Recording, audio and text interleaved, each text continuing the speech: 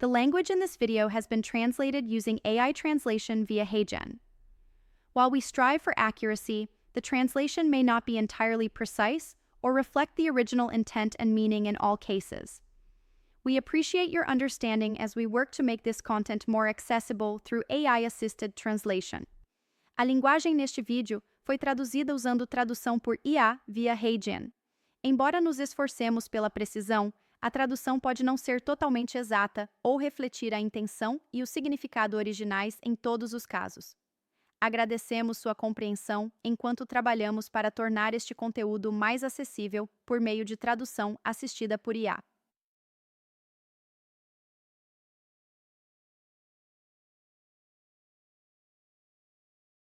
Certo, então vamos mudar de assunto e ver como podemos usar e criar arquivos de consulta, que são os .cqf arquivos.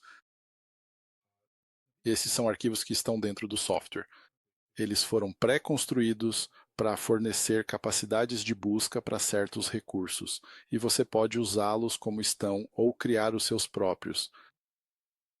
Em uma instalação padrão do Admit Predictor, eles estarão localizados no diretório C, na pasta Program Data e depois na subpasta Simulations Plus, e então na versão do Admit Predictor que você tiver instalada. Então, estou usando a versão 10.2 agora, então você estaria vendo esses arquivos com a extensão .cqf, EQF. Esses são arquivos de consulta. E se você pretende trabalhar com esses arquivos, a melhor opção, especialmente se for modificá-los, é copiá-los primeiro para o seu diretório local. Então eu copiei alguns aqui, como drug-like-filters.cqf, reactive metabolites.cqf ou toxalerts.cqf. Então, por exemplo, se você quisesse usar este arquivo drugfilter.cqf, mas antes de usá-lo, gostaria de mostrar um pouco sobre como esses arquivos são estruturados. Você pode abri-los no bloco de notas, que é o que estou fazendo agora, e eles são estruturados com um primeiro nome de consulta, que é o que podemos chamar de consulta principal. Neste caso, ela se chama DLF. Underline score e DLF significando Drug-like Filters, filtros semelhantes a drogas. Certo, então, essa é a consulta principal e sob essa consulta temos várias subconsultas. Certo, então, e a forma como elas são estruturadas é a seguinte: você tem os nomes das consultas, ou neste caso, o nome da subconsulta, e então você tem algumas linhas de comentário que descrevem a própria consulta e o que você está procurando. E depois essa linha contendo a consulta. Então, SLQ indica ao software que você vai emitir uma consulta de estrutura, porque existem outros tipos de consultas, como consultas relacionadas a propriedades, e esta é a expressão smarts, que contém o padrão. E então há uma letra que indica o tipo de mapeamento que deve ser realizado entre a consulta e a estrutura. E existem três tipos diferentes. Existe o mapeamento simples, o mapeamento completo e o mapeamento único. Então, S significa simples, caso em que ele retornará a primeira ocorrência do primeiro mapeamento da consulta sobre a estrutura. Existe o mapeamento completo, que abrange todas as combinações possíveis, e então existe o mapeamento único, novamente, da consulta específica contra a estrutura de dados. E então o score de 1, significando que encontrar o padrão resultará em uma pontuação de 1 para essa função. Aqui, se estivermos implementando um sistema de penalidades em que atribuímos uma penalidade de um ponto, por exemplo, à estrutura, para atender a esses critérios, cada uma dessas consultas pode resultar potencialmente em uma pontuação de 1. Observe que se a ocorrência é múltipla, o que neste caso não poderia acontecer, pois é um mapeamento único, mas mesmo que houvesse múltiplas ocorrências, se esse padrão estivesse presente na estrutura, ele registraria apenas uma pontuação de 1. No entanto, é possível obter uma pontuação de 1 para cada uma dessas consultas individualmente. Certo, então isso resulta, você sabe, em um número total, que vai representar, neste caso, o número de infrações ou o número de violações que o composto comete em relação às nossas regras. Agora, se olharmos para o final do arquivo, há outros tipos de consultas que, na verdade, fornecem uma contagem do padrão que está sendo buscado. Então, por exemplo, para esta consulta chamada Hydroxyl Count, ela está procurando, então, novamente, é uma consulta de estrutura, porque é SLQ. E então temos nosso padrão SMARTS, que descreve em qual ambiente topológico esse grupo hidroxila deve ser encontrado. E aqui estamos usando o mapeamento único, então pode potencialmente retornar um número maior que 1.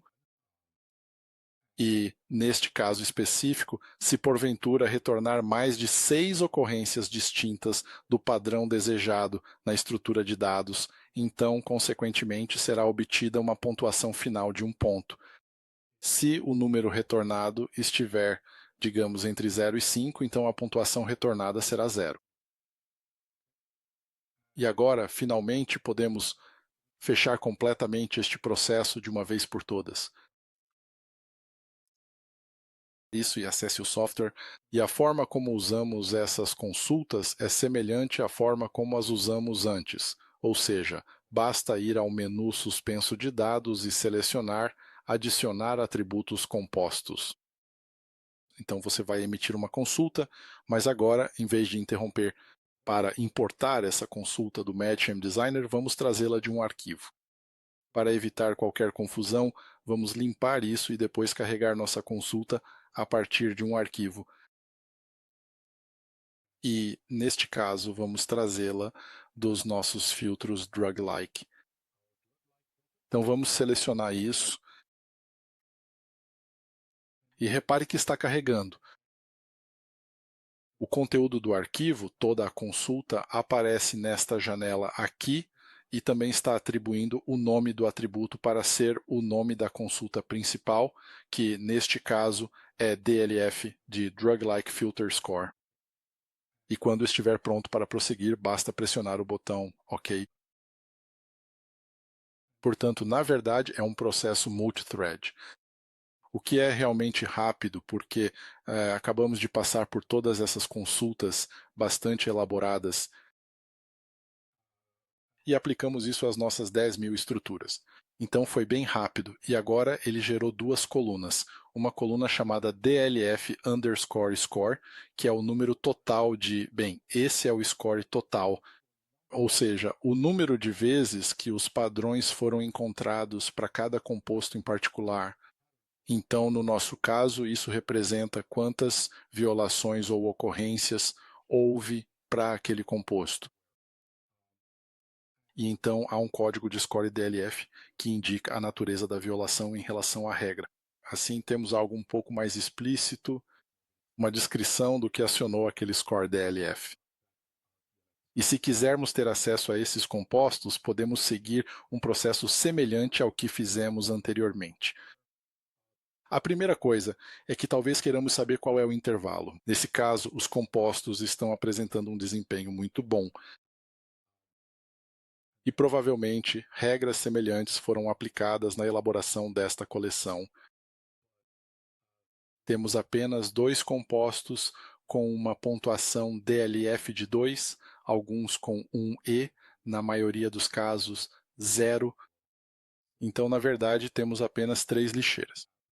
Sabemos, portanto, que temos 3 categorias, 0, 1 e 2. E essa é a nossa pontuação DLF.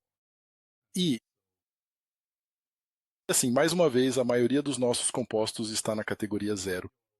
Há alguns no lixo, e se quisermos vê-las, basta clicarmos naquela lixeira e veremos. Existem novamente 193 compostos dentre os 10.000 que atendem a esses critérios. Certo, então podemos analisar esses compostos um por um. Observe que os atributos do composto são convenientemente fornecidos para nós aqui e, novamente, indicam o motivo pelo qual uma determinada pontuação foi atribuída a esse composto. Então, neste caso específico, temos uma alceno terminal presente no composto, assim podemos simplesmente passar por eles. Neste caso, é um anel de 5 membros vermelho, contagem de anéis, etc. E essas regras são personalizáveis. Quero dizer, algumas pessoas têm preferências diferentes de outras e também é muito comum que diferentes classes terapêuticas podem ter regras diferentes e algumas delas vão muito além da, você sabe, chamada regra dos 5. Então, novamente, esta é apenas uma maneira muito conveniente de procurar esses padrões dentro dos compostos e você poderia seguir o mesmo processo para criar, por exemplo, seus próprios filtros de PEN. Então, estes são os chamados compostos frequent hitters, conhecidos como PAN-assay. Você sabe, compostos de interferência, que são compostos promíscuos que tendem a aparecer com muita frequência em triagens HTS. E já houve vários artigos científicos que descreveram o tipo de características que esses compostos possuem. E você poderia usar regras semelhantes para definir o tipo de critério que corresponderia a esses compostos. Assim, você poderia potencialmente eliminá-los de uma coleção de triagem. Então, o que eu gostaria de mostrar agora é como você pode personalizar essas regras, porque até agora usamos este arquivo que tinha um conjunto de regras pré-estabelecidas, mas é realmente importante entender como você pode editar esses arquivos e criar os seus próprios.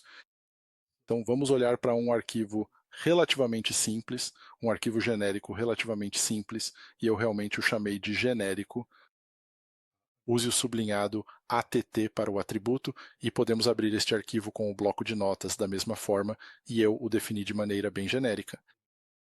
Por exemplo, poderíamos usar isso como um modelo para definir uma consulta para Michael Acceptor. Então, antes de mais nada, vamos salvar o arquivo.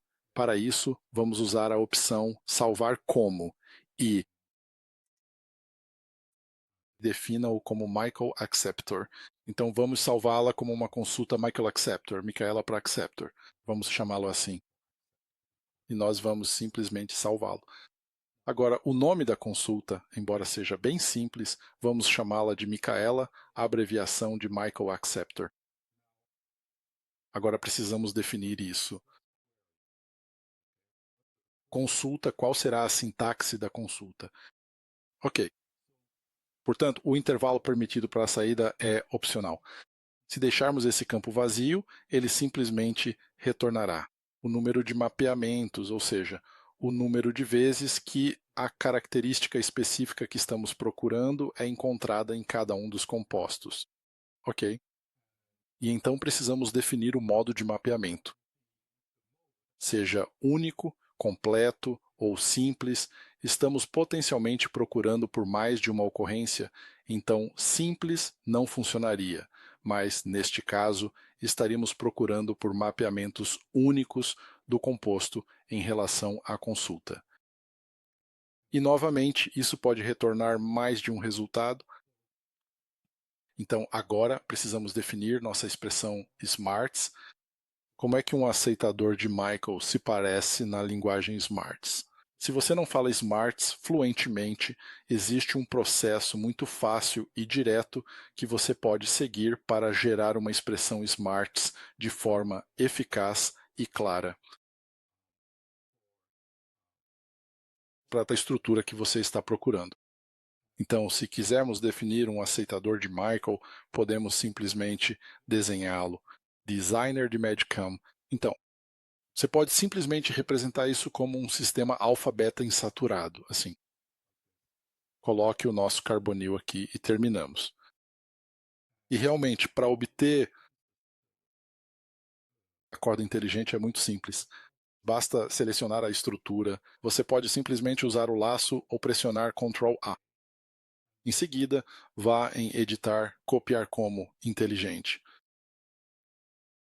Em seguida, volte à janela do bloco de notas e digite Ctrl+V para colar a expressão smarts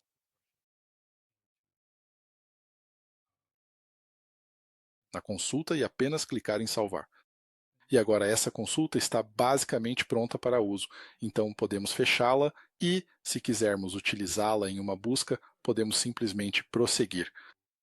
Siga o mesmo processo que fizemos antes, adicione uma consulta de atributo de composto. Vamos limpar a consulta anterior que tínhamos. Vamos carregar nosso novo arquivo de consulta. E neste caso está em michaelacceptor.at @@.cqf. Novamente coloquei um sublinhado para o atributo e abra-o e dê um nome a isso. Portanto, esse será o nome da próxima coluna. Ok. E simplesmente diga ok. E realizará essa busca de maneira semelhante à que é feita. As pesquisas anteriores foram pré-realizadas.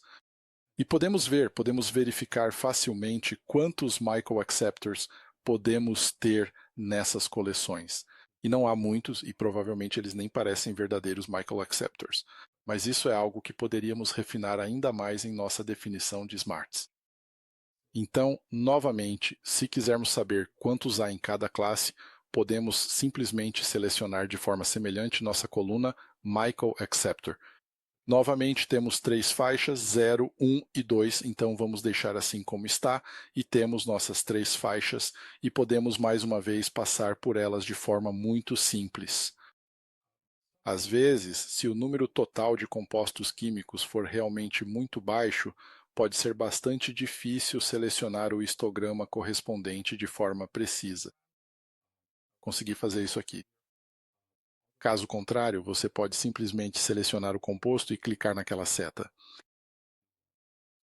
para ampliar o conjunto selecionado, mas aqui eu consegui selecionar de forma muito fácil e eficiente aquela terceira faixa específica, e então, a partir daí, podemos passar por todos esses compostos químicos e, no final, acabamos tendo um total de 10 compostos distintos, que pelo menos acionaram nossa regra do microlactoreceptor e conseguimos ver claramente e facilmente as subestruturas alfa-beta insaturadas que estavam ali, que foram identificadas. Então, é basicamente tudo o que eu tinha planejado cobrir. Espero que isso tenha sido útil e desejo a você um ótimo resto de dia. Certo? Tchau por agora.